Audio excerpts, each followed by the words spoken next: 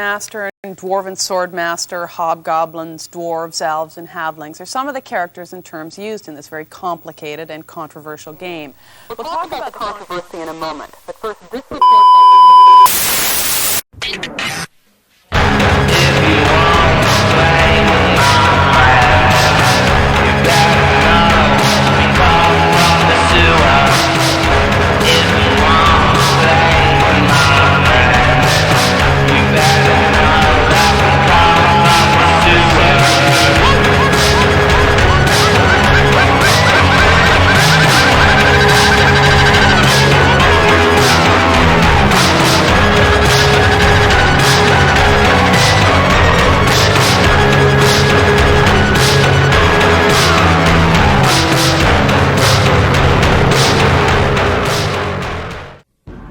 Feeling brave tonight? How brave? Brave enough to do battle with hideous monsters? I'm in the camera. Do you see my thumbs up? I gave you the thumbs up. Do not adjust your televisions. While the others are jiving and joking, here comes the sewer rats cooking and smoking. Hello to all of our friends, old and new, as we, Sewer Rats Incorporated, present our debut as the RPG mega corporation of doom.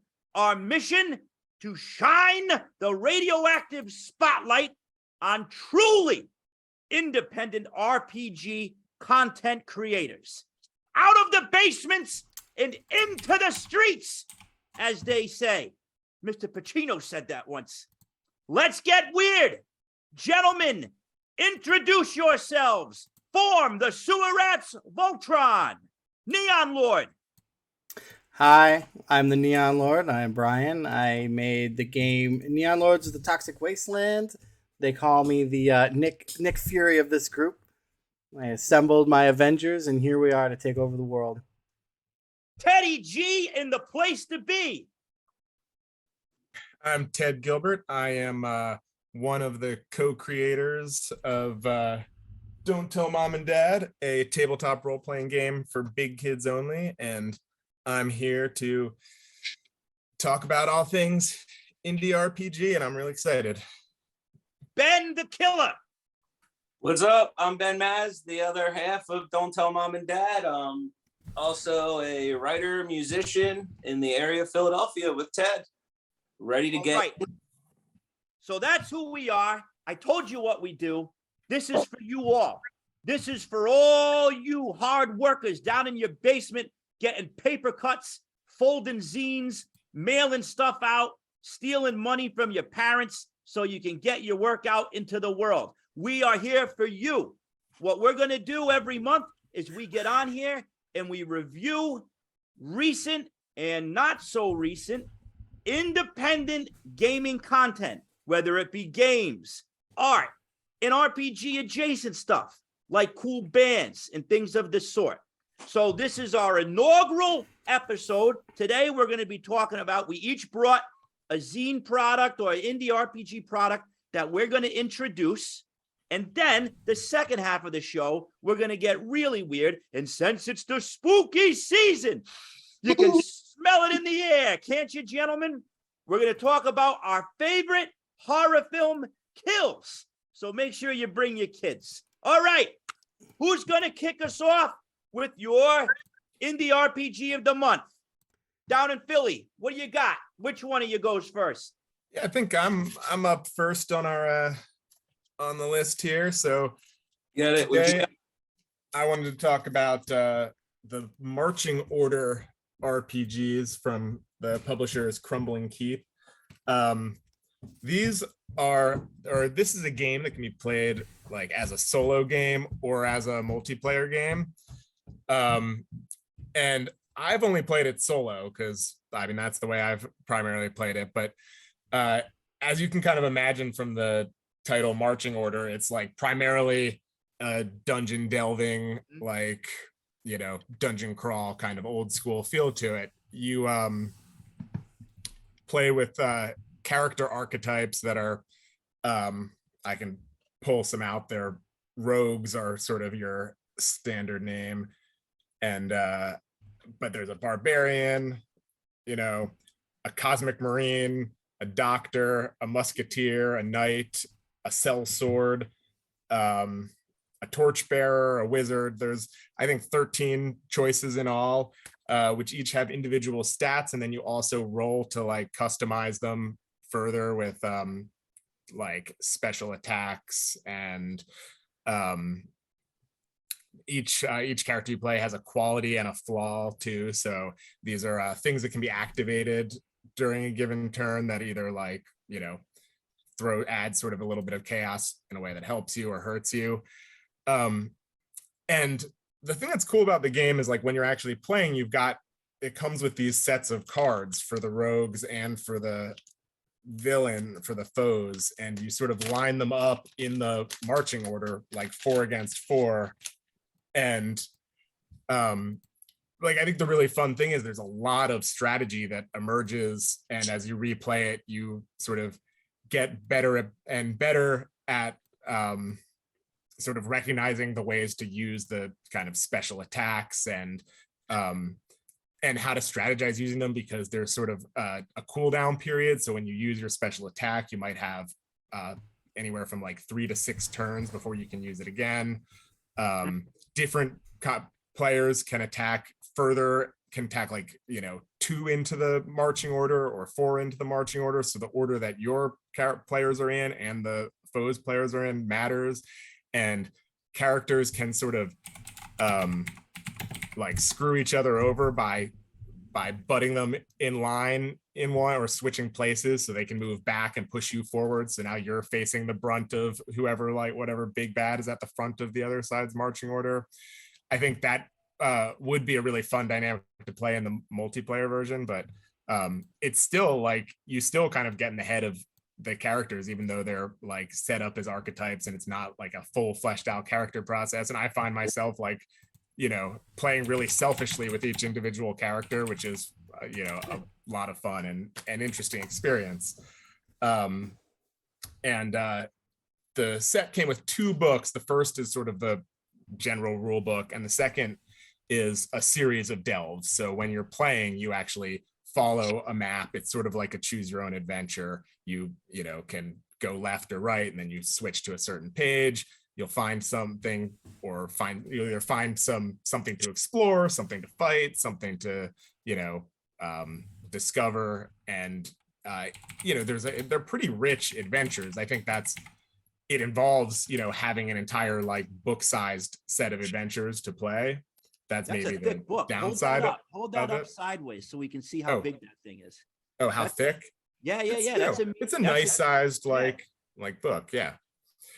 And but they're very like rich, you know, fun, full adventures to play. And you can, you know, come out of the dungeon that you're delving and like gamble, carouse, you know, hit the taverns and earn some money, lose some money, buy some more stuff, go back, you know, and follow, you know, where you left off or where you know, decided to back down last time. So it's like one of these adventures can last multiple solo game sessions and still be really like satisfying and enjoyable. So did you make it out alive? Did you make it out alive when you've played? Like how grindy is it? So so when you're playing solo, you control 4 characters, and definitely some of my characters have been killed. I haven't had a total party kill at any point. Like, I haven't had to start fresh, but I've definitely lost some fighters. Actually, my barbarian got slaughtered the last time I played, and I think I was, you know, using them to take up the brunt, and then they just got in over their heads, and I was stuck with like a, you know, like a doctor and a like thief, and you know, and they just kind of made it back out by the hair of their teeth. So yeah, it was a lot of fun. It reminds me of Darkest Dungeon, the video game. Oh yeah. Yeah. I mean, I've never played, but from what I've like seen, I mean, it definitely, yeah, it's got Very old cool. school it's got dungeon good crawl. old school dungeon vibes. Yeah. for A sure. lot of replayability, it sounds like.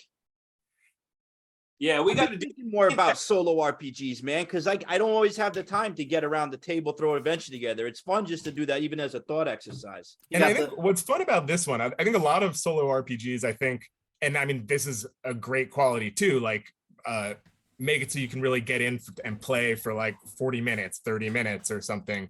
This one is more of like, you still kind of want it still has that sort of RPG night experience where you want to set aside some good table space because it's really nice to have like the full printed out character sheets instead of looking for the reference, you know, in the book. And you want to give yourself some time to explore and some time to like double back and make some decisions. So it's, you know, it truly feels like it's like a solo, you know, role-playing game experience as opposed to like a, you know, I love that. you know, Oh, when small you journaling game kind of You experience. were talking to me about it when you first got it, and I was very interested. And now Yeah. after the full rundown, like we got to do it. We live definitely got to 12 try blocks. the co-op game at some point for sure. So who's the publisher again? So it's Marching Order So by Marching Order and Crumbling Keep is the name of the publisher, and I'm honestly not sure if they've got any other sort of major products they do, but I'm pretty sure Marching Order is their flagship. And okay. and then I got the newest thing I got was in I think maybe the last Zine Quest. I'm forgetting which like Kickstarter you know it was, but not too long ago I got this on Kickstarter, which is the Master of the Onyx Tower, which is another like a new delve. Came with a new set of cards with new villains. It's pretty cool too. It has a envelope inside that like you're not supposed to open until you get to the place in the that's book. cool. It's got the last 2 pages are sealed for, you know, to avoid spoilers before you get to the, you know, grand finale, stuff like that. So it's pretty cool. And it's got like it's got the playing experience and it's got the playing experience really at the forefront, I think, which is what's really fun about We'll it. put all the links to these too when we post this episode up on YouTube, so everybody can just click and take a look. And I'll tell you what, Ted hit upon a point. I think I can speak for all the sewer rats. If you want to win us over, if you want to tickle our fancy, throw a little prize in the cereal box, like an envelope of secrets or something. Oh, like yeah. that. We Absolutely. love that stuff. over Yeah, here. there's a game called Gloomhaven, the board game. Yeah. They're like unlockable characters. They're like sealed miniatures that you open as you play. Oh, That's pretty Oh, they cool. come in the box and you have to use self-control and open them when you're supposed to. Yeah, and I like that. shockingly, Warhammer Quest Blackstone Fortress, I have that, and there's a sealed, once you get to the end, there's a sealed envelope you open, and I haven't opened it even out of impulse. I've wanted to. Really? Yeah, I haven't done it. I'm shocked. Wow. Actually, All right, Teddy G. That was his input on cool indie products. Let's go right next door in Philadelphia. Benjamin. Skate Wizards. Oh, hell yes. Skate Wizards. I was rushing to talk about this. This is one of the last games I picked up and like really just fell in love. I vibed with everything about it. I love being, I either like stuff that's like real. It's kind of why I fell in love with both of your, you know, Brian and your games right away. Cause I either like something like pretty big and chunky and heavy, or I like something like totally light, like, you know, WHPA. I like something kind of chunky and heavy, like Neon Lords. This game spoke to me right away. I mean, so much that is great about it. Yeah. It came with these multiple color character sheets that a game is like basically so simple that it's got inside the character sheet like charts and quick, like any of your questions are basically answered right into this. And then on the back, we've got your skate trick names that you can just roll D20s for and make a name. If anyone has a D20 on them, I almost ask that they do that right now. Well, I'm gonna grab one right over I here. can get one. You got one? All right, we'll make a skate trick. Like this kind of encapsulates this game to me because it's just so fun. So give me one D20. Yeah, I want to hear these tricks. Five tokens. All right, 11, The reversed, keep them coming. 12, Reversed thwappy, 15. the reversed thwappy smash with a 5, wrinkle and one more. You got the last one, Joey? Here we go. 1 Twist. with So a it's wrinkle First twist. flappy smash with a wrinkle twist. Now, Is, what could that what do it- to a Cyclops? But that Yeah. that's Tunnel Goons, right? What, this? Yeah, they use Tunnel Goons for it. Oh, is that what that 2d6 is? It's a pretty simple. Yeah. Yeah, it's Yep. just a super simple. I haven't played much Tunnel Goons. It's great. I mean, I was playing this without even really realizing that. Just No, by the I don't think simple- you need it. I think it just might be a Tunnel Goons hack. I could be completely wrong. No, I think you're right. It's based on it's a 2d6 engine. Yeah, Very simple to pick up, but it lends itself to a lot of creativity. You got to have your imagination going to play this game.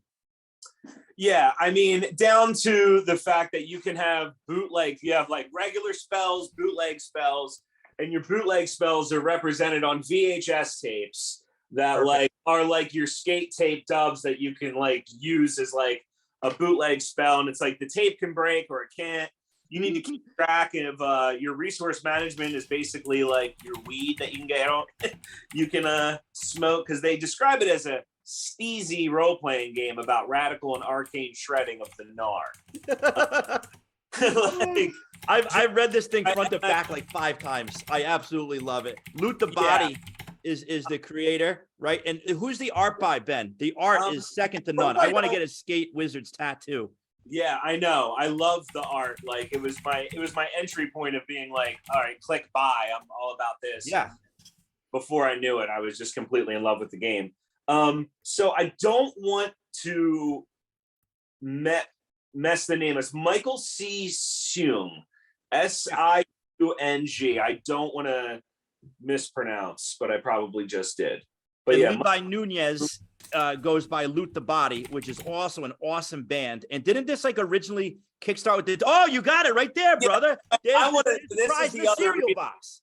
I wanted to talk about this game because this cassette rips as hard as this game rips. I think it is a collaboration between Loot the Body, the band, and that artist. From what I could tell, it seemed like one contacted the other and was just a fan of their work. And then they just started hanging out together and probably getting steezy and made this game.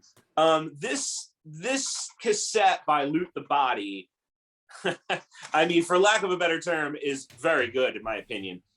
The sound, it's not a classic dungeon synth like cassette, which happens a lot, Yeah. which I love and collect and like am obsessed with all of those.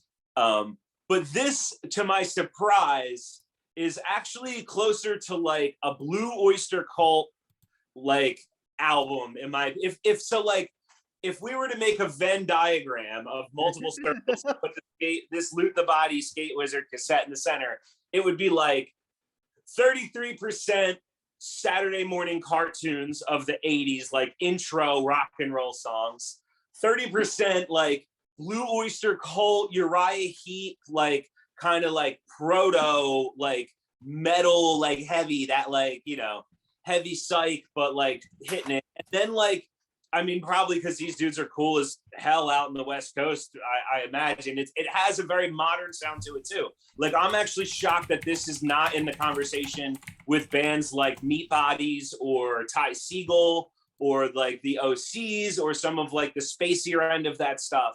I totally got that vibe from this. I loved it. I was like, oh, let me put this on and then read the book like while I put this on when I got everything together. And like couldn't do both as a musician. I was like, I have to turn off this music and read this book, or I need to listen to this entire album through because like I was getting distracted by both. It was sensory overload. I loved it. Love the game. That's gonna be the first of many. And like the fact that they threw in the 2 extra, and like I'm a sucker for a real expressive character sheet, and like I fell in love with this character sheet. It's just beautiful and That's all simple. you need. It's Yeah. all you need, man. It's very don't tell mom and dad sheet. Yeah, right. Like, and that made me happy. I'm glad that you say that, because the artist Stacy Fevinger, who did our sheet, is just an incredible artist, and that is not it really. Levi is a sweetheart. We had him on Raviolis, right, Bri? And we talked Yeah. about We had Loot the Body on Ravioli. That's him, man. That's Levi. That's Levi Nunez. Oh, And yeah. I thought you were talking about Levi that Combs. Levi. No, there's a lot of there's a couple of really good Levi's out there. But this Levi Nunez is Loot the Body. That's one dude cranking that stuff out. He plays all the instruments. He's incredible. And he did the Neon Lords official theme. Yes, he did. Yeah, So he is a friend of the Rats. That's great. The Rats, I'd like to connect, man. I love your work. I'd like to just tell you that I love your fellow musician. Yeah, we have a music supplement coming out for Don't Tell Mom and Dad in the future, and I have a whole other game that's going to come out. You know, it's inspirational. Come out with a cassette. So yeah, love it. That's the way to do it, man. Incorporate a whole bunch. Don't you? You know, it's a game, but you can make it a whole buffet. This one. Hold that up, brother. You're glowing. You're glowing bright.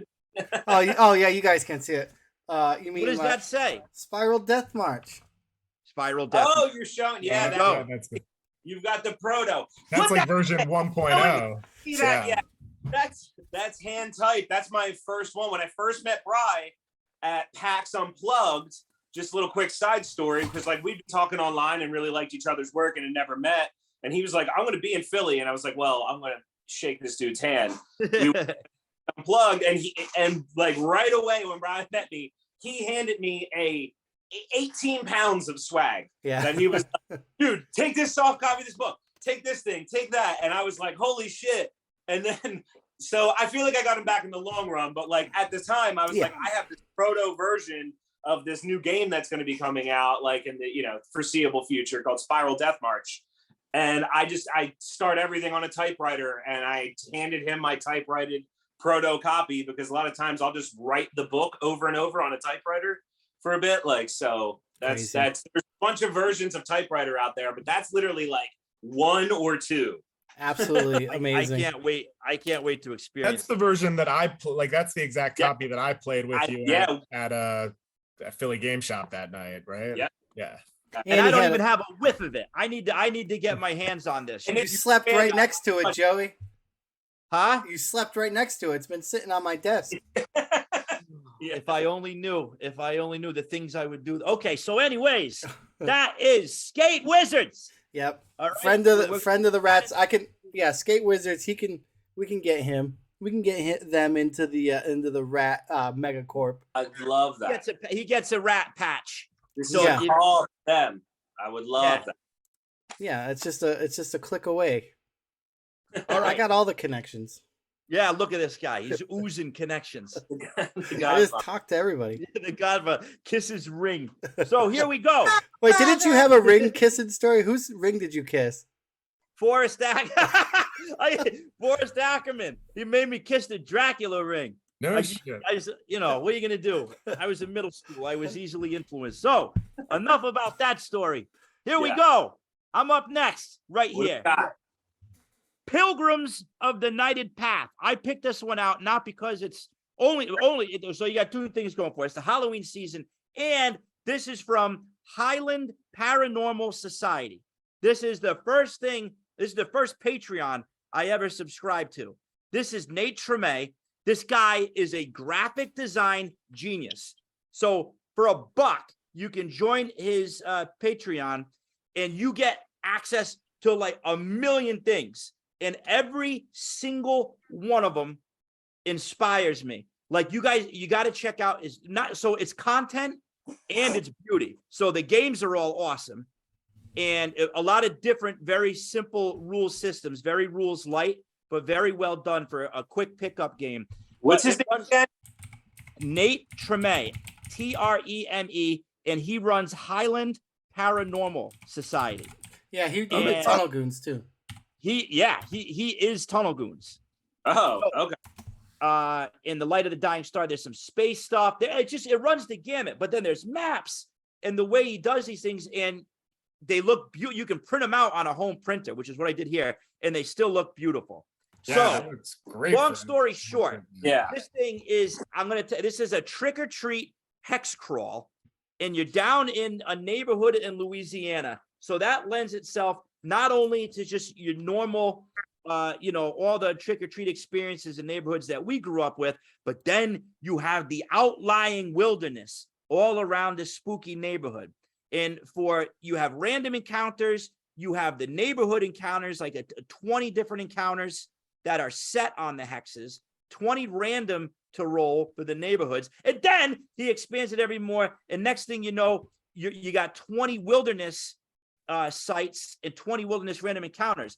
But every single one of them reminds me of a Ray Bradbury story, because it's this is how I love how people do it. It's just like a paragraph, but he packs so much into one paragraph. So for example, say you hit the hex for St. Ambrose. Oh no, let me talk about this one first.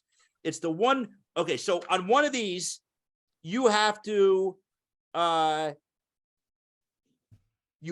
go. This guy is becoming crazy because of the incessant ringing of the church bells across town. So you get extra loot, you get extra candy. The whole point of this is get as much candy as possible.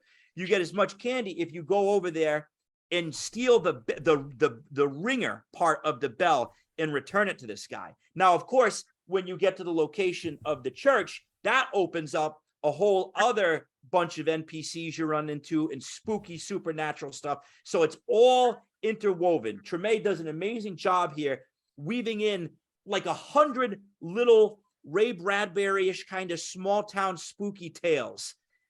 You got werewolves, witches, vampires, occult stuff going on. So it's not just the cutesy stuff.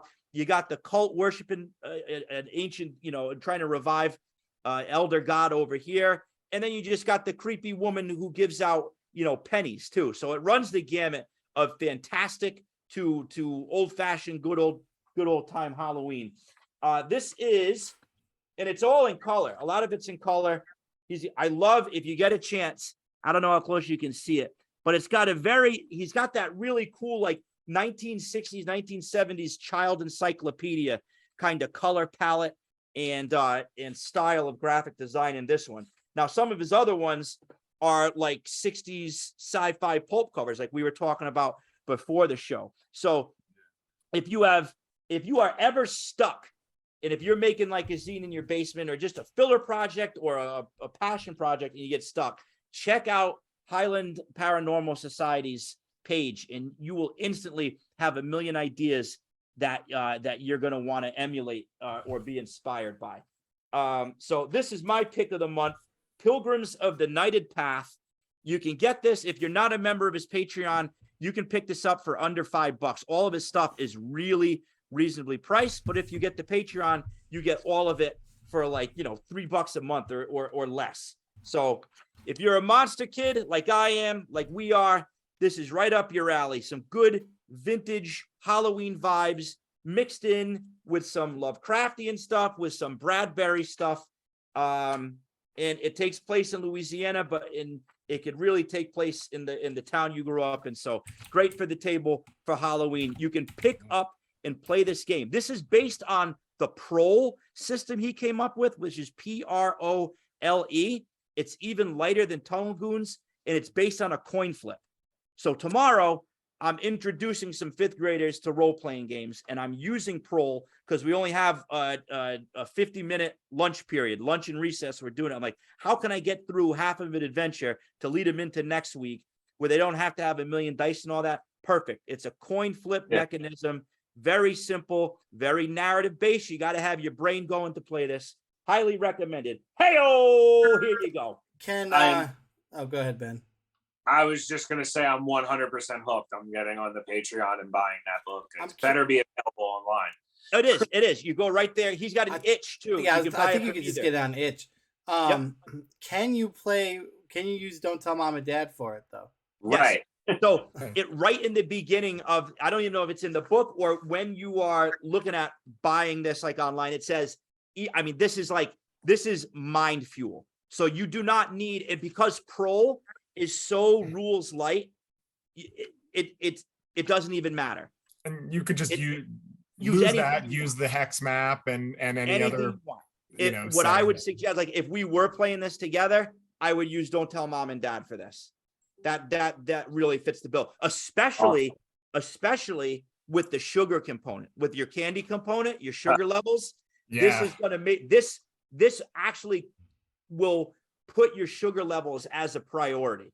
If you want to keep on going and not get ripped apart by what's lurking in the shadows, that's where the sugar level is going to be a huge thing. So yeah. Amazing.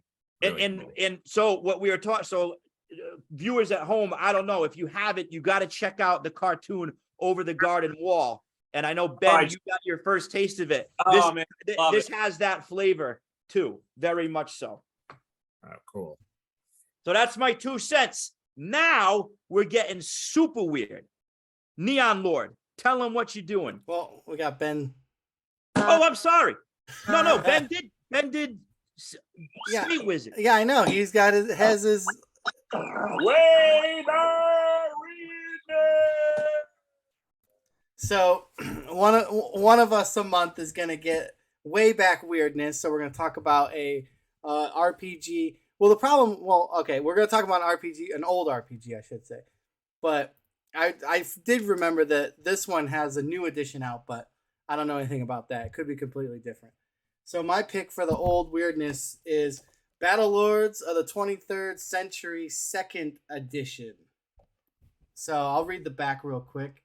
It kind of gets you right into it. It's very Neon Lords adjacent. It's crazy. So this is like 1990 this came out, and it's very 90s. So it says, the company told you it was going to be a mop-up operation. Quick and easy. The planet's ratio was probably out. Oh, radio. I can't read, so there's a problem. So the planet's radio is probably out and would take only a few hours to fix. Reestablish contact with Central Command, then back on dropship headed home. The human just got wasted, and now there's only 3 of you left alive out of 20. The shot ticker on your M20 blaster pulse cannon reads 5 shots left. Not good. You got only 1 plasma grenade left, and death is raining down all around you as 100 salivating aliens close in on your position. Worse yet, the Ram Python is smiling, and the Planetary is laughing. Well, you know it's just going to be a bad day. Battle Lords of the 23rd Century is a high-tech, action-packed role-playing game designed to simulate life in the 23rd century. There's 12 character races to choose from, 200-plus special powers, and veritable armory of weapons. The future is here, and the only question is, can you handle it? Where did you find this? Yeah. Okay, so the backstory, I know we kind of dipped into it a little bit. So, I was just looking at chat. So I on deployment last 2018, 2019 was when I decided to write RPG. So it was essentially going to be Masters Universe .rpg. Like I was like, everyone is going to have a giant plasma sword and they're going to run around and like just chop everyone's heads off. So then it's like, well, that can't be a thing because literally you have to have a party dynamic. Like a game, you can't all be barbarians with swords. Like it's impossible. So then like generally like an actual game started coming out. And so I called it Battle Lords forever, because I was cut off from the rest of the world. I had no internet or anything. So it was just like notebooks and Battle Lords. Finally, I got on the internet and I'm like, all right, yeah, let me check. And then I saw Battle Lords of the 23rd Century was a game. It's like, well, dang it. Now I can't name it Battle Lords. So then I got like looking into it, and it's pretty cool. It's a percentile, like 100 percentile system, like Warhammer Fantasy Roleplay. And then like there's like hundreds of skills in here, and then your skills like determine like how good you are at that 100 roll. But I mean, more than half the book is just equipment, like crusty, but it's like you probably can't even really see it. You guys can't. I know like that one camera's pretty bad, but there's like just tons of art, like all the suits and everything. And then like all the weapons. It's like super 90s. I know like Alexandria Library was in the chat. I know he probably knows way more about it than I do. I don't really know much of the history behind it. What year would you say it is? This is 1990. 1990? Yep. So first edition, second edition came out in 90, and then third edition came out like 2 years later. That's what I was looking for. So the third edition cover is what caught my eye originally after finding out about it, but that's what sold me. The picture of it's in here. It's like a lizard dude with like a chainsaw, but there's like that cover is like full color on the third edition. Wow. Yeah. Yeah. It's like Awesome. super. So it's essentially like tabletop like miniatures, like Warhammer. Like if you're into that, this is like essentially the RPG version of it because with all the equipment. So I brought like so if you're into this, like the Rogue Trader original 40K book, then you definitely would be into this for sure. Yeah. And then I had I to can't show. believe it took him to the 3rd edition to put that cover on. I know, right? So Cover. yeah, so the 7th edition is out now, but Ongoing thing. yeah, I don't know. I honestly don't know much about it. I don't know who's still involved with the original people, because this is like from Buffalo, New York. Come to find out, I saw like the like you could send a letter to the dude. Oh, you totally should. Yeah, I mean, I'll find him. We're pretty close. Yeah, he might still be on the I don't know. I'm waiting for What's his name? His Let's name give the guy some credit where credit's due. Lawrence Sims. He signed Lawrence this one. Sims. Oh, Yeah. oh, that's yeah. You told me that, right? Yeah, you got there's a like an auto used like, copy that was signed. yeah, but that's pretty sick. there's a 3rd edition cover on eBay right now that I'm actually looking at, and it's autographed too. So I'm wondering if he just autographed all of them. So did you get that off eBay? Yeah. Oh yeah. All right. Yep. So it's cool. It's definitely cool. It's definitely has that Neon Lords vibe. I was hoping that Alexandria Library would jump in and give me some knowledge on it more. Because I mean, like I've checked it out and read it, and there's a lot of exclamation points and a lot of capitalizations. So it's like That's good. That's never a bad thing. no, it's just cranked up to 11. Everything about it is cranked to 11. So it's definitely my style. Yeah, I was gonna say that reminds me of something. Yeah, it's definitely it's surprisingly somebody. Oh, who's is that? You? Who's Ben Grimm? Ben, that's Benji, man. Yeah, That's yeah, Dr. Metal. Dr. I know Metal's Dr. in the Metal. I house, see, man. but I know we got another of Ben. Pizza Party fame. Oh Yeah. So Battle Lords of the 23rd century. of the 23rd century. Yeah. Jesus, that's not too far away, man. No, You Well, I know, mean, it's the that future is quintessential. now. It's that quintessential like I make fun of it in Neon Lords, like like the nuclear war happened in like 2002 or something. Yeah, sure. So, But there's, you know what? I have a newfound love for that 90s, very chock full of a million different pieces of equipment, 4,000 spells. People in the 90s, man, they just went all out on that stuff. It's the I've never Rob played Liefeld GURPS. factor, right? Yeah. yes, I'm a huge Rob Liefeld fan. So I wouldn't expect anything else. yeah, but yeah, it's definitely worth the check out if like you like Neon Lords and Warhammer 40K Rogue Trader era, like that quintessential 90s like chock full of everything. Like the artwork is phenomenal. It's just hand drawn line. Oh, Dr. Metal said blasphemy, learn to draw He feet. could draw feet. That's such like a like a cop out. Oh, man. That's great. Here we go. Benji comes in swinging. So that's our way back weird. I mean, he invented Deadpool. Did he really? Yeah, That was his baby? yeah, Deadpool had feet. yeah.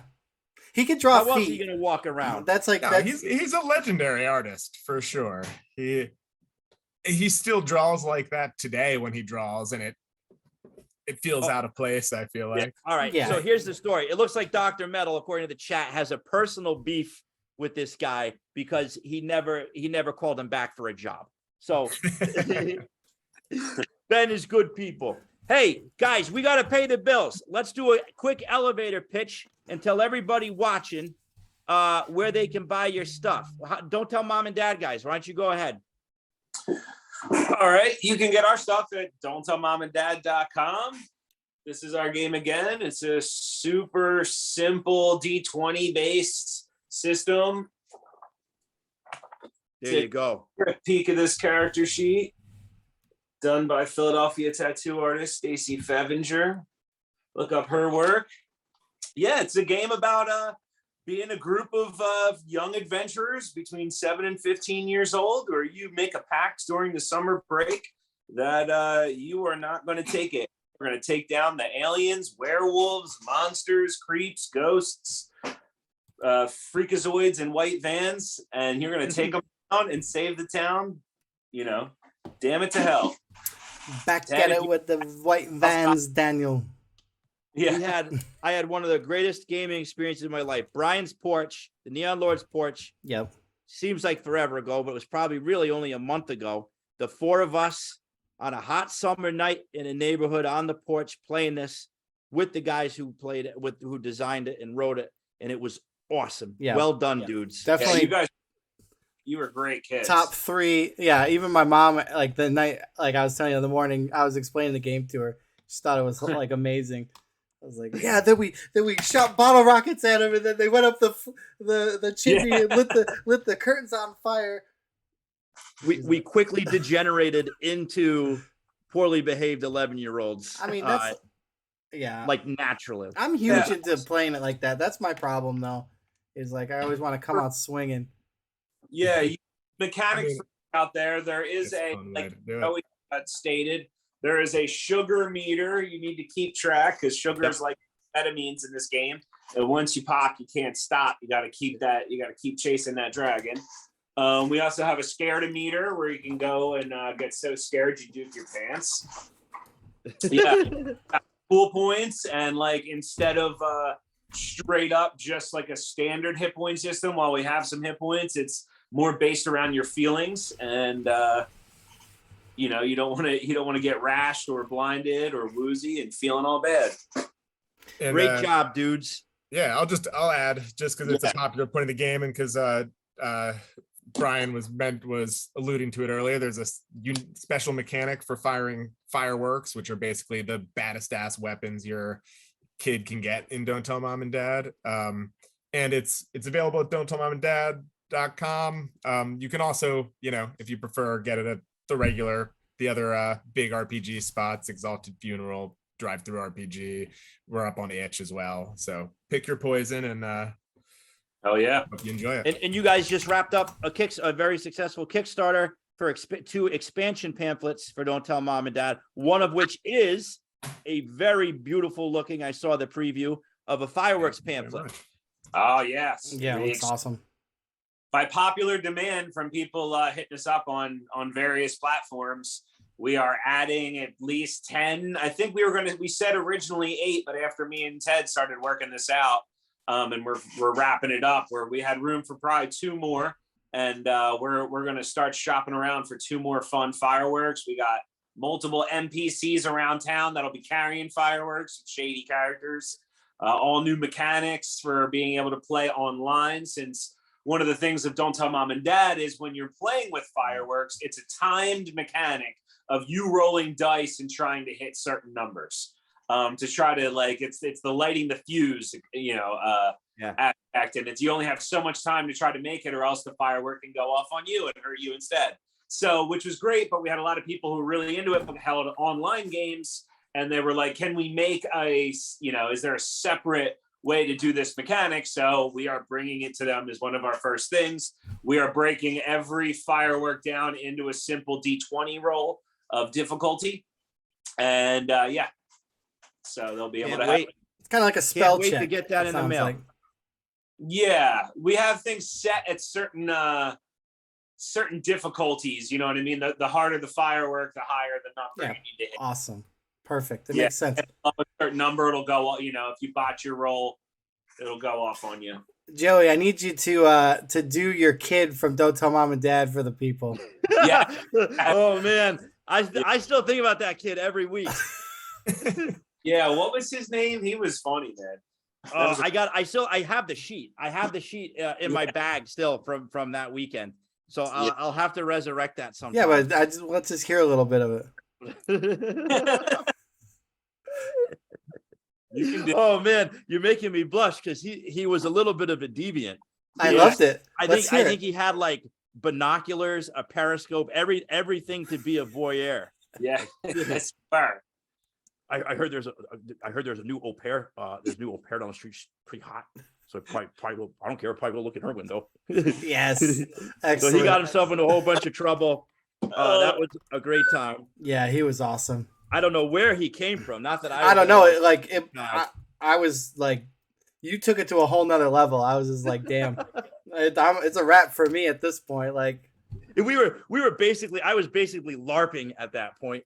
oh yeah, yeah, you were 12-year-old definitely- Joey Royale spying on the nannies in the neighborhood. All right. All right, Neon Joe. Lord, why don't you give us an update on the Kickstarter? So yep. So game or not game found backer kit. You can you can pre-order. If you missed the Kickstarter, we got pre-orders up and ready to go. Sitting at 300 pages flat. I can't go any farther, Joey. It's staying The at binding 300. will burst. I already the paid. binding I already will paid burst. the printer. All right. I already paid him. So we're just getting some final art in. Finishing up space bulk. So we're almost there. Almost ready to go to the print. Good. I can't wait for that, man. That's gonna be sick. We'll have a big party when that Yeah, comes It's out. gonna be Um, crazy awesome. I got a couple of things to share. Most of you already know about it, but I got my Darkest Dice. All right. That's on the Goodman Game site and on my Etsy, Forget Haunted Industries. Also on the Goodman Game site, Sideshow Salvation in a Dystopian Dust Bowl. Me and my buddy Timmy Deshane over there in Providence came out with one of us. You play a sideshow performer in an irradiated Dust Bowl future. Kind of like a mix between Todd Browning's Freaks and The Hills Have Eyes, Carnival, Twin Peaks, if you know that kind of stuff, which you I don't probably have are that. if you're watching this Get show. that immediately. You got that? No, I don't have that. I need Oh, all right. I got to get more copies from Timmy. So Timmy's holding he's got the copies. It's also on Goodman Games. When I get some extras, I'll send them to the rats. I In the love meantime, the I got a artness. copy you can check out. Yeah. Oh, you got a copy too? love Yeah. it. Oh yeah, that was Freaks is one of my favorite movies of all time. and Ooh, that was, man. like, Absolutely. And then this is my kind of cornerstone right now. Oh, Ninja City, of course. Where'd I put that bad boy? I think I got sent that one in the mail. I got Ninja City. Yeah, there you go. Ninja City. If you want to be a ninja in the 80s, you know, kicking some crime around the dirty city, we got that. That is aligned to DCC RPG. That's on my Etsy. It's also in the Goodman Games site. And only on my Etsy site, exclusive, Weird Heroes of Public Access, an RPG game where you play a public access host and his friends solving crimes in a town near you. Here's a little secret follow-up to that called the June Manifestations, an extension of WHPA, but also an art project of some weird manifestations that showed up on a TV set in a June not too long ago. This is soon going to be followed up. Thank you for the rats for the push. I'm combining all the stuff I used to mail with WHPA. It got too big. I was mailing out like, 100 mailings every month, and those postages kind of added up. So although it was fun, there it is. See the envelopes. It was fun. It got me through envelope. COVID times. I'm gonna condense that and add some more into Tales from Fairhaven Volume 1. So all the mailings will be printed in zine format, and I'm expanding it probably with 10 more sort of supplements are going to be in that. That'll be a decent sized zine. So that's going to be that's what we're going to do there. So that's what we're selling. We'll put all the links when we get this up on YouTube. But as we get into the Halloween season, one of the greatest seasons of all, we're going to conclude the show with our favorite kills from horror movies, past, present, and future. Not favorite So- kills. Not favorite kills. What did I say? It's favorite head explosions. Oh, I'm so. Oh, I stand corrected. Well, to be fair, Head explosion. when we got together to discuss, just to make sure we weren't stepping on each other's toes, we retroactively realized that we all picked head exploding or head Trauma. head shots. Yeah, if yeah, you yeah, will.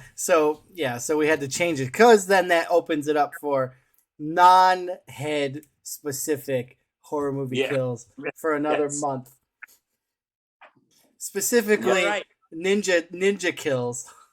Oh, oh, I like that idea. I already got mine. Oh, I bet you do. Does that have to do with a hat? No. Okay. So let's talk favorite head kills for the Halloween season. We're going to work backwards. So, Neon Lord, you kick us off. So my favorite head explosion is from the movie Chopping Mall. It's like, I believe it's the first.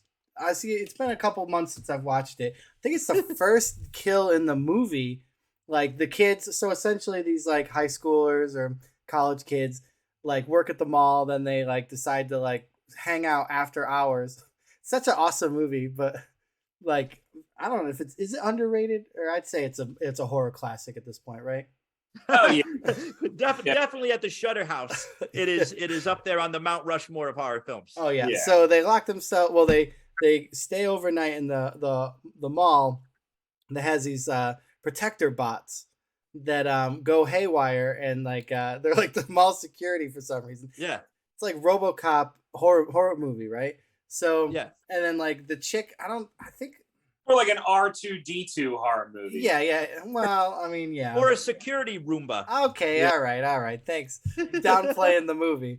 But yeah, so she doesn't getting take offended. she takes it very lightly, right?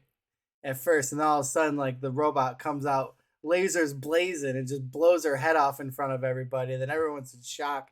And then they're like, "Holy crap! Like this is going down." So then they fortify themselves and take up arms against the rogue robots.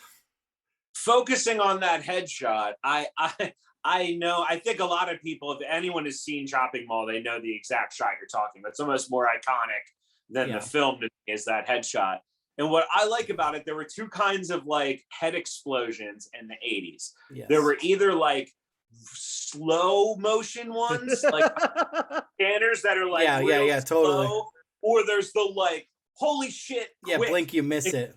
Yes, you blink and you miss it, but like they're great when you pull that off, and that is the best part of that movie to me, where all of a sudden you're just like someone's head is exploding fast and you're all thrown off. So Yeah, it's like Dawn of the Dead, of course I got to talk about Dawn of the Dead too. Like in the beginning, and the SWAT team kicks in the door and blows that dude's head off, that like split second headshot. they're yeah. fast. Yeah, Yeah, it's jarring. And then you're like, "Whoa, this just like yeah. escalated." Then you've got your Maniac and your Scanners, which are these like super slow motion, like brutal. Yeah. Oh, Totally. Maniac.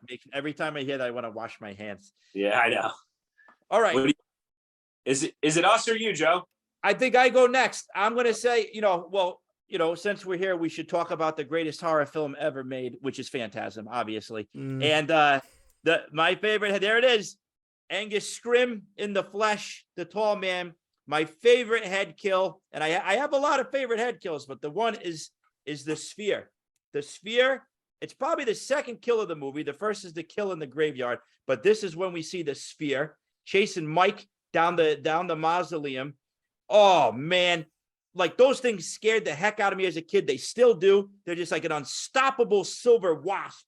Yeah. And in this, the caretaker, not Angus Scrimm, there's this other guy, the caretaker, who's got, I realize it's really weird eye makeup on for some reason, but he's got a sweet gray Dutch boy haircut, older dude, and he's chasing Mike. Mike gets out of the way. The ball comes, boom, side shot, right? It sticks into his head. It's a perfect like pause. It's like some kind of weird editing effect. The blades, those are beautiful blades. The drill comes out, and then it cuts, and it's just a small squirt. It's like they started filming and the pump wasn't running just right yet. It's like burp, burp, burp. But medically speaking, that's probably how it would really look, Yeah. So there's a lot of layers to this, and it just starts shooting out. But even better, the cherry on top of the Phantasm sphere of death. The next scene, the dude's dead, right? And his leg's shaking. And then you see the puddle of pee that comes out of his jeans. So you just see the leg, the leg shaking, the tremors, with Mike just standing there. And there's a yellow pool of pee-pee that comes out on the marble floor. And it is just the icing on the cake, the cherry on top. Favorite head kill from one of my favorite horror movies of all time, Phantasm. Woo! Yeah. Philadelphia, take it away. I'm pretty sure that that in the first one specifically, that scene that you're talking about when it's getting chased through the mausoleum and stuff, it's the first time where they couldn't figure out any wires or anything with the ball, and they literally got like a AAA ball player to just fuck that spear down hallways like all day. Oh, And that's fuck it, amazing. dude. Yeah, like so. I love that little piece of movie magic there. Where they're Nothing beats practical effects, especially if it's a minor league player throwing a spear of death through Yes. a mortuary. Exactly. Well done. Yeah, chat real quick. Ben saying nah, a total head kill, but honorable mention Steven Seagal going into Screwface's eyes and marked for death. Oh yeah. They're saying Matu, I think is his name, saying Scanner's personal fave, Frightener's head explosion replaced instantly with a ghost head, and Yeah. bad taste having a good headshot. Yeah, definitely. Yep. If you're a bad Love taste, all those. yeah, bad taste is like one of the best. Yeah. Fake head and scanners was filled with fake blood chicken livers. They shot it with a shotgun to do that effect. Wait a second. Hang on, stop, because I think they're confusing. That's not the head in Scanners, that's the head in Maniac. Oh my goodness. I just saw a meme where someone talked about the head and scanners getting shot with a shotgun from the back. Really? Yeah. Okay. So So- they shot it at the camera? That doesn't Yeah, like as a filmmaker myself, I don't know how safe I that mean, is. Meany telling stories about Maniac, and that's what they did, and that was the first head explosion that he had done. And it was like we just stuffed it with stuff, and he personally shoots it in that scene. Yeah, Tom Savini is the guy shooting it. If I'm yeah, not that's mistaken. like that's Or the no. famous. He's the guy who gets his head exploded, if I'm not mistaken, right? But Yeah. He's in the car. He's in the car with the girl on the Yeah. side of the. Yeah. I think when it cuts to it, he's the one who's actually pulling the you don't see his face, but Yeah. he's the one who. Everyone stand back. I'm about to shoot this with a shotgun. Makes sense. Yeah, I'll do some research. I'm pretty sure it was scanners. I'd have to look again. Okay. I knew about I feel like I should know the details about scanners, and I'm sure that I learned that at one point, but I don't remember. Well, I mean, like, Yeah. yeah, if you just keep the camera rolling, right, and then just everyone get away and they shoot it at an up angle, I don't see why. These guys had nothing I to mean- lose. Right. Yeah. Oh my God. All right, Ben, what do you think? For me, Day of the Dead. I'm sorry. The end of this movie, when you have everyone running for their lives and the zombies have broken the military base and they're in, and those three asshole soldiers that you've been dealing with the whole movie that you couldn't hate anymore, zombie movie history, the biggest douchebags. They all suffer some of the best deaths on film, but specifically the smaller guy who has that laugh, gets pulled, his back thrown over like a crate, and then all of these zombies rip at him, and he's laughing while they're getting him nervously. And as they rip his head from his body, you see his larynx and his voice box stretch, and it makes his voice actually and gets real high, and then it snaps. And I was looking over my back when walking home after seeing that as a young teenager. I was like, that was a little much for me, and I love it, and I'll always have a place in my heart. That was a tough movie as a kid. to Well, get I mean, through. yeah, it was boring as hell for the first 75%. Nah, I don't agree with that. Oh, no way. I mean, Yeah, I'm a massive Dawn fan, so coming off Dawn's nonstop from beginning to end. Well, not necessarily But true. Day is the gore movie. Dawn to me is the action comedy social commentary, and I'll Day have is to- the gore movie. I think I have to go back as an adult Day, and rewatch day, it. day I was love them tough for both. me because it's They're claustrophobic. like- You're stuck underground. You're Yeah. stuck Right. underground. Dawn, you had the freedom of supplies and stuff, and some freedom to walk around Yeah. in a mall of all places, which is awesome. Every kid wants to get trapped in a mall, not Yeah. necessarily with the living dead, but Yeah. Day, you're underground. You're dealing with a lot of characters that protagonists that are really antagonists. It's at the end of the movie, you're like, let's just let the zombies win. That was the tough one. That was Yeah. like the Vietnam of the zombie movies. Yeah, It's it was. very conflicting. So, okay, I got a lot going on right now.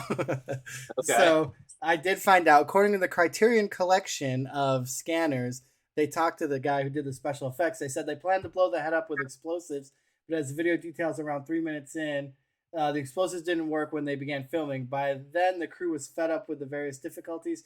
Drawing on his technical expertise, special effects supervisor Gary Zeller told everyone to get in their cars. Then he laid down behind the head and blew it up with a shotgun. Okay. And then Awesome. Ben in the chat saying Day was boring, hated how the fake military guys were especially Steel, Effects, and GOB were the only cool things in Day. All right. Well, we agree to disagree.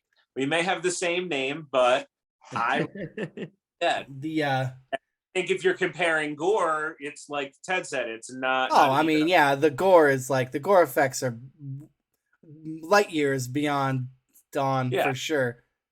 I mean, like Claustrophobia is what did it for me. well, that beginning. Well, I mean, plus the beginning nightmare is pretty good though too. Oh God, They're I coming through don't. the I wall. don't even want to think about that, man.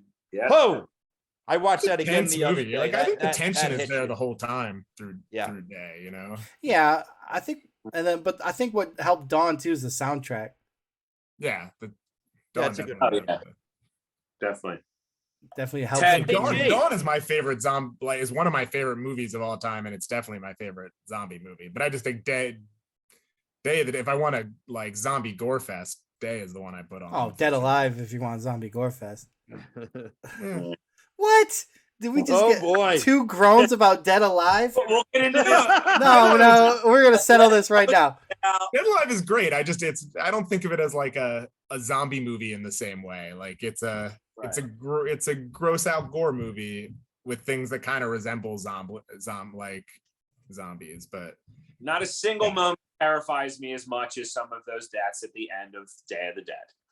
And I like when movies make you wait for it a bit. So there you go. All right, well, slow burn. We're talking about apples and oranges here. Right. that's true. Yeah, there's have- not really a point in comparing. And We have the Shamblers, the classic Romero Shamblers. we love all zombies here. We I love think. all zombies, and then you Right. have this other sort of fantastic zombie. In fantastic, mean Yeah, realm of fantasy kind of thing. Both equally delicious, but Well, which one definitely had a kung fu Catholic priest? not the Romero one. I Yeah. know that for sure. His I kick ass for the Lord. What's your Cemetery Man thoughts, Ben and Ted, real quick? Oh, I I love- love Cemetery. Yeah, I love Okay. Cemetery. But I'm an Italian. Yeah. Oh yeah. I mean, we all grew up in that. But that that's one of like, the brighter spots in that sort of later era of Italian horror, I think. for yeah. sure. Well, it had the Italian UK like co-production. Yeah. Michelle Suavi. That's a whole different genre. Yeah. When the Italians and the British get together, they started a whole new thing. Yeah. Yeah. They Very- really did. That's like that's like the birth of goth for me. Yeah. It's a very specific tone. The Church yeah. is the same director as Cemetery Man, I believe, too. And it's been Is a long it? time since I've seen The Church, but that one is a wild late period Italian movie that I. It's a giallo though, isn't it? Or is it more No, it's supernatural? a supernatural Okay. like there's a evil portal in a church and Oh, all okay. fucking hell breaks loose kind of. Yeah, I remember stuff. I remember the Bunch cover, of but people I get don't- trapped in it. It's been a while since I've seen it, so I'm probably being kind of loose on it. But it's a good one. But it's a good segue into the final pick, for which I chose Dario Argento's 1987 giallo opera, and specifically the peephole gunshot headshot kill.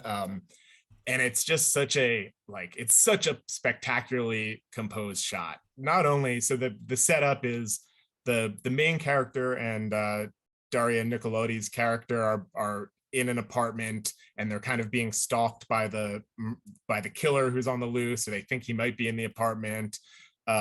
Somebody is knocking at the door. Daria Nicolodi is looking through the peephole. It's a police officer on the other side, so they say, and she's looking closely. She's trying to get him to show some proof, his badge or something.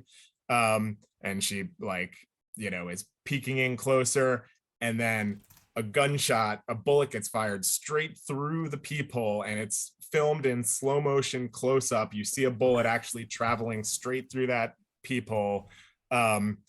Goes straight through Daria Nicolodi's head, and then the film speeds back up into normal speed, and then the camera pulls back to the very back of the room, like a telephone or something goes flying in the air where the bullet lands, so it kind of does that, like you get the full trajectory of it, and then the scene is kind of like still, and it's just visually really like well composed, really powerful. The way that it like does the slow motion into the fast motion, and then the just sort of like where did that the power of that kind of out of nowhere shot and the unsuspecting, I mean, and the like speed and brutality of the death, it just kind of like, it definitely floored me the first time I watched it. And I watched it at the drive-in recently, and then I rewatched it just the other day again, you know, in preparation for this talk. And it's one of I mean, I love a lot of Dario Argento movies, so it's hard for me to say. Anytime I start to say one is my favorite, I've got other ones, but it's always been up there as one of my favorites. And I don't think it's, you know, I mean, it's all of his movies are beloved by a lot of people, but it doesn't necessarily get get talked about quite as frequently as, you know, some of the the Suspiria titles. But it's that's imagine seeing the, to your point, imagine seeing that classics for sure. Seeing that in a theater, like your first exposure to that, seeing that scene in the theater. You know, you're out on a date, you took her out for veal parm, you're like, hey, let's go see opera.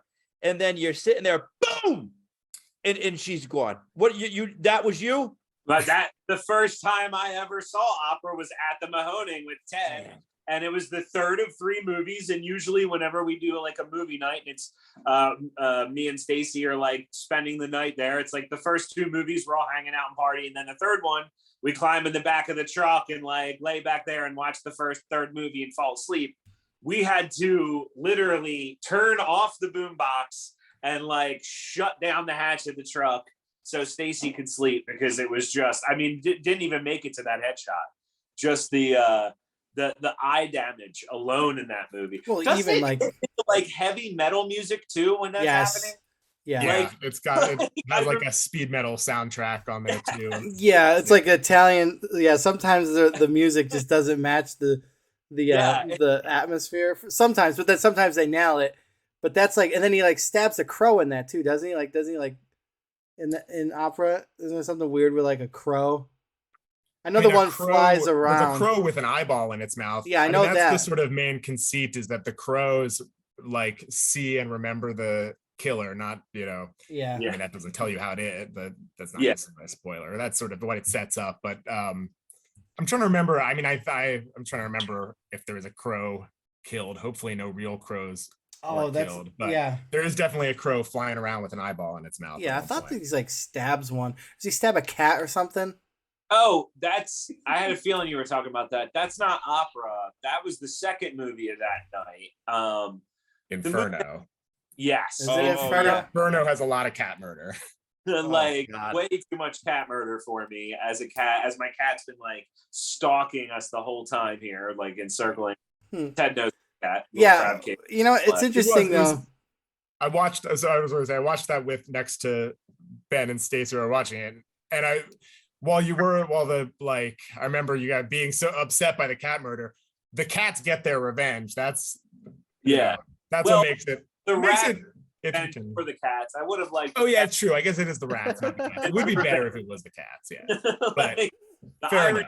That he found himself face down getting eaten by rats after killing cats and being like, hey, it would be cool if I had a dozen cats right now. What about in the Beyond, where the guy falls off the ladder, breaks his spine, and then the tarantulas eat him?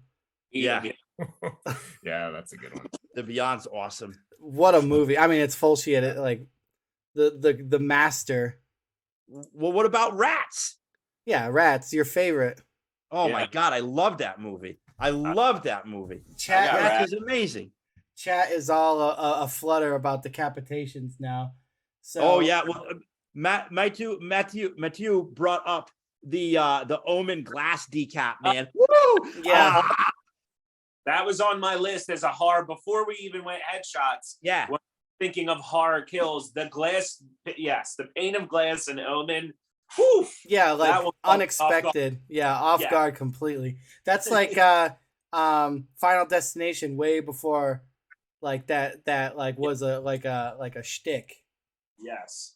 How about what's his name? I always forget this, Brian. Help me out. Richie Cunningham's brother, when the nail from the crucifix, you know, when he summons the demon with the computer, Oh, Evil Speak. evil speak. Yeah, Easy. yeah. When the nail from the crucifix shoots out Howard. of the wrist right into the dude's head. What's Destroyed me. Cliff as a young Howard, altar right? boy. I was scared every Sunday morning after that. Yeah. Crazy. Dr. Metal signing off. Good night, Dr. Metal. Dr. Metal, we'll see you Wednesday on Joey Royale's Pizza Party on the Goodman Games Twitch with Daniel J. Bishop, the Raven Crow King, going to be joining us. And Guys. and cousin Marty. And cousin, oh, you can't forget cousin Marty. You kidding me? I got him right over here. He's waiting. He's got to do it. He's got a cooking stream next. Well, he's Hey. got he's gonna dress up for Halloween. Oh, man. You guys know what you're going to be for Halloween this year? Yeah. Hunter S. Thompson Hunter S. That's right. Yeah, Hunter S. Thompson. getting a bald cap. I got suckered into a family costume of a cartoon. It's like the kids they like have an uncle in the cabin. Oh, yeah, Gravity Falls. Yeah, Gravity Falls. That's what we're doing. I'll tell you, that's a great show. That is That's a very good show. I've That's never like watched it. Twin Peaks for kids. Yeah, it My is. kids love it. Yeah. No, I don't. I'm going classic Dracula. Classic Oh, that's Dracula right off the pack of like a top stone makeup kit Dracula. I haven't done that in years. I've been getting weird for the last couple of years. Last year's was Klaus Nomi. Before that, the year before that was Zombie the Genie. And I think the year before that was what's his name? Oh man, from the Mighty Boosh. Old Greg. I was old Greg. Oh, Greg, I could see that. I'm You going- kind of got an old Greg face. Oh, thank you. I did. I got an old Greg thing going on, huh? You ever I'll show drink you my Bailey's from a shoe? downstairs Mix up. Yeah. Teddy, you got a costume planned? I haven't figured it out yet. I do have a party to go to, I think, so I have to figure something out, but I haven't. I don't know, but I like the idea. I might go classic monster as well. I was sort of, that's really where my heart's at anyway. So Yeah, I yeah. feel like, The pendulum always swings back, yeah. to the classics. You can't beat them. Yeah. So Yeah. listen, everybody out there, if you're watching this, either now or when it's on YouTube, we need you. We want to celebrate the work that you're doing. Send us an email at Neon Lord. What is it? I don't remember. Was it Sewer Rats Inc? Sewer Rats INC at gmail.com. Sewer Rats plural INC at gmail.com. I'm putting it in. Let the us chat. know what you have worked on, what you are working on. You can be an artist, you can be a writer, you can even be a musician that's contributed to an RPG thing or is RPG adjacent. But here's the story. Yeah, we do a little bit of a commercial for our own stuff because we want to pay the bills and we want to celebrate what we're doing, but we really want to put the spotlight on you. There's a lot of great stuff coming out there, but we're for the weirdos. We're for the basement freaks. We're here for the punks, the metalheads, the heshers, the weirdos that want to have a real good time around the table. So tonight we talked about Pilgrims of the Knighted Path, Marching Order, Skate Wizards, and Battle Lords. And I know there's tons of stuff out there, and we're gonna keep on, mining all the stuff out there. But do yourself a favor and reach out to us because we'd love to celebrate you. We want to help you make some money and get your product out to people out there. All right, everybody's got to eat and buy action figures, so we're here to help you. All right. That is the first episode of Sewer Rats Incorporated, the only RPG mega corporation. It's been a pleasure. Gentlemen, we'll see each other next month. We'll see each other before then, but in this forum next month. And get ready, everybody, because we are coming out with something all together. We won't get too into it right now. Stick around This for is next gonna month. be, what's that? Stick around for next month. Maybe we'll talk about it. Maybe we'll have Stick around something for to next show. month, but this is a multimedia experience with the Sewer Rats here. And Uh, hopefully we'll be coming to a con near you soon. But we won't spoil all that now. Take care. Happy Halloween. And we love you, you weirdos. Good night, everybody. Good night.